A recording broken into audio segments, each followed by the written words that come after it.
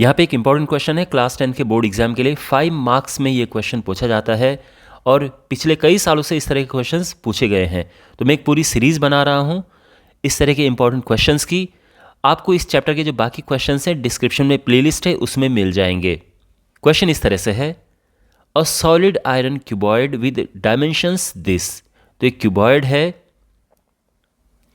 और इसकी जो डायमेंशंस हैं ये यहाँ पे ये लिखी हुई हैं।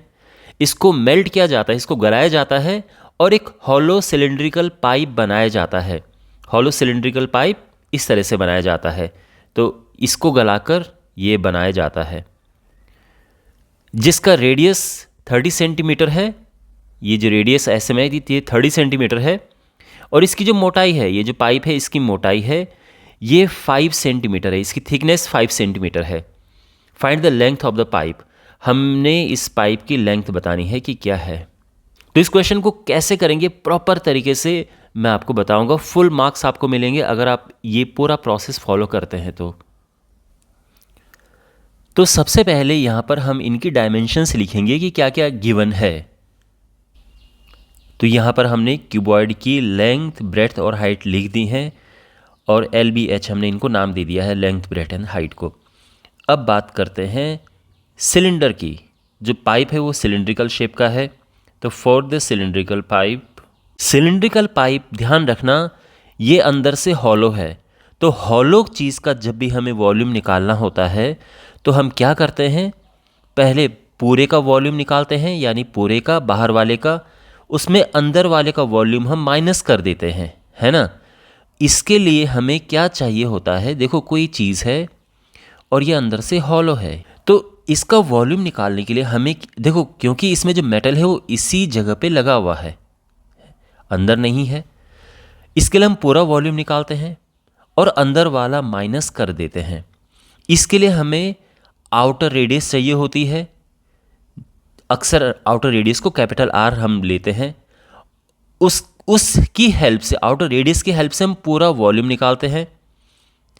फिर हम इनर रेडियस लेते हैं और इसकी हेल्प से अंदर का वॉल्यूम निकालते हैं जो कि खाली जगह है, और उसे माइनस कर देते हैं। तो हमें वो हिस्सा मिल जाता है जहाँ पे मेटल का यूज़ हुआ है या जहाँ पे जो मटेरियल लगा हुआ है, ठीक है, माइनस करने के बाद। तो यही हम लिखेंगे कि आउटर रेडियस क्या है, इनर रेडियस क्या है। और लेंथ को हम, अब देखो स्मॉल l हमने पहले ही ले रखा है तो यहाँ पे दोबारा स्मॉल l नहीं लेंगे, इसको हम कैपिटल L नाम दे देंगे, ठीक है ना।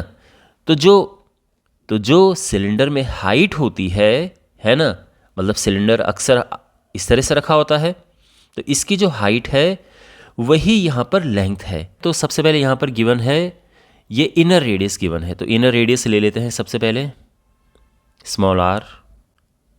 लेकिन आप देखो सारी डायमेंशंस यहाँ पे मीटर में हैं, तो यहाँ पे इसको भी हम मीटर रखते हैं। तो 30 को हम 100 से डिवाइड करेंगे मीटर में कन्वर्ट करने के लिए, और ये हो जाएगा 0.3 मीटर। अब हम लिखेंगे इसकी आउटर रेडियस, कैपिटल R नाम दे देते हैं।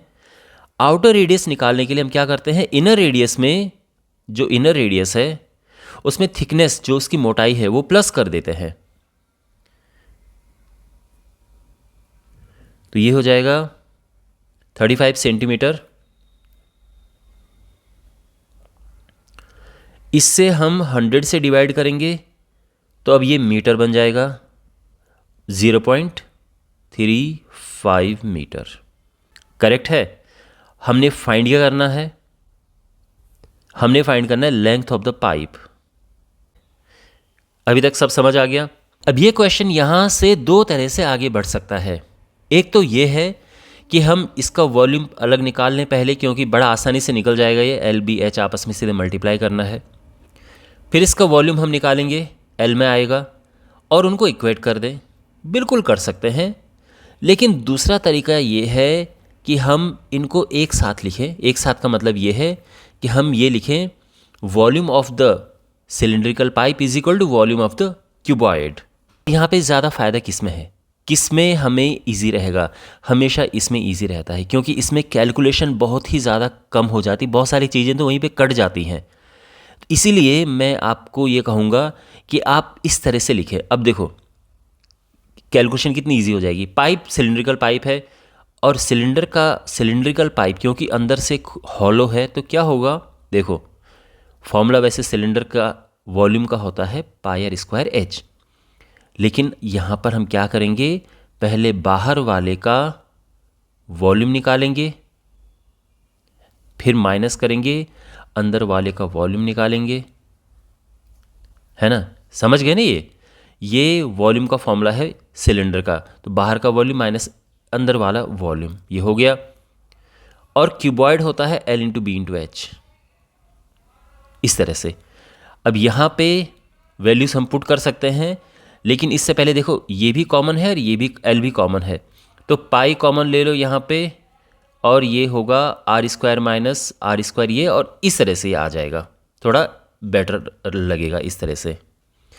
और वैसे अगर आप चाहो तो आप सीधा ये भी लिख सकते थे, ये ध्यान रखना, ठीक है, डायरेक्ट ये लिख सकते थे, लेकिन अगर नहीं ये डायरेक्ट आपको ध्यान में है फॉर्मूला तो फिर ठीक है, कोई बात नहीं, पहले इसको लिख दो।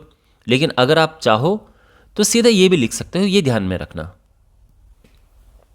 अब वैल्यूज पुट करते हैं, पाई 22/7 है, और आर, कैपिटल आर क्या है यहाँ पे, कैपिटल आर है ये वाला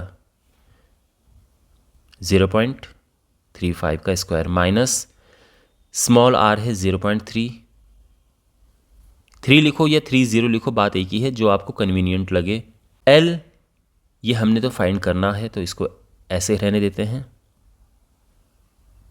चलो ऐसा लिख देते हैं, L/B/H 4.4 × 2.6 × 1, 4.4 × 2.6 × 1, 22/7।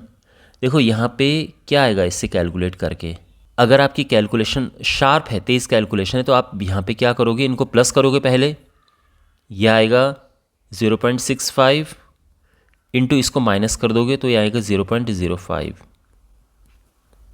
ये बहुत ही सिंपल वे है कैलकुलेशन करने का, है ना, क्योंकि मैंने a² - b² में a + b × a - b लगा दिया। अगर आप ये सोच रहे हो कि सर ये इतना क्या आप कर रहे हैं, तो माय डियर बहुत ही सिंपल तरीका है कैलकुलेशन करने का, और नहीं तो आप इसका स्क्वायर करो, ये आएगा 1225, और ये आएगा 0.09, और फिर इन्हें माइनस कर दो 0.0325, और आप यहाँ पे इनको मल्टीप्लाई करो तो भी सेम ही मिलेगा। ओके, तो कैलकुलेशन अपने अपनी तरह से आप कर सकते हैं। 4.4 × 2.6, 1 तो हटा ही देते हैं। यहाँ पे आप ये सोच रहे होंगे कि सर इनको तो मल्टीप्लाई कर दो, नहीं इसको भी हम अभी मल्टीप्लाई नहीं करेंगे। आप एक काम करो, इन सब को दूसरी ओर लेकर जाओ, तो क्या होगा, देखो मैं फिर आपको कह रहा हूँ कि अगर आपको इसमें कन्फ्यूज़न लग रही है तो हम 0.0325 लिख सकते हैं। ओके, अच्छा अब इनको देखो 7 से पूरा कटेगा नहीं, तो इसीलिए इस पूरे को उठा के दूसरी तरफ लेकर जाओ, तो L हो जाएगा 4.4 × 2.6 × 7, और नीचे आएगा 22 × 0.0325। अब देखो पॉइंट के बाद 2 प्लेसेस यहाँ पे हैं और 4 प्लेसेस यहाँ पे हैं, तो हम क्या करेंगे कि 2 0 बढ़ा देंगे ऊपर, ये पॉइंट हटा देंगे, और नीचे ये पॉइंट कट गया, है ना। अब ये 2 बार जाएगा, ये 13 से कट रहा है, 13 दूने 26, और 13 दूने 26, 13 × 5 = 65, ये आ गया है, और यहाँ पे 25 चौको 100, 4 आ गया है, 4 दूने 8, 8 दूने 16, 16 × 7 = 112 मीटर आंसर आ गया है। तो आपने देखा कितना इजी कैलकुलेशन हो गया है। अगर आप इसको मल्टीप्लाई कर देते, यहाँ पे भी कैलकुलेशन कर देते, तो कितना मुश्किल हो जाता गुणा भाग करने में। इसीलिए इस तरह से चीज़ों को करना चाहिए। और हाँ, जैसे मैं आपको पहले बता रहा था ना कि हम इसको जब भी हमारे पास ऐसी परिस्थिति हो, जब भी ऐसी परिस्थिति हो, तो बेस्ट है कि इनको एक बार जोड़ो, प्लस करो, फिर माइनस करो, और ऐसे ही आगे बढ़ाओ, कैलकुलेशन और भी आसान हो जाती है हमारी। तो इसका ध्यान रखना। बाकी तो खैर ऐसे भी हो ही गया है, और ये हमारा आंसर आ गया है। तो आई होप आपको ये सोल्यूशन समझ आया होगा। ऐसे ही और इंपॉर्टेंट क्वेश्चंस के लिए डिस्क्रिप्शन बॉक्स में प्लेलिस्ट चेक करें।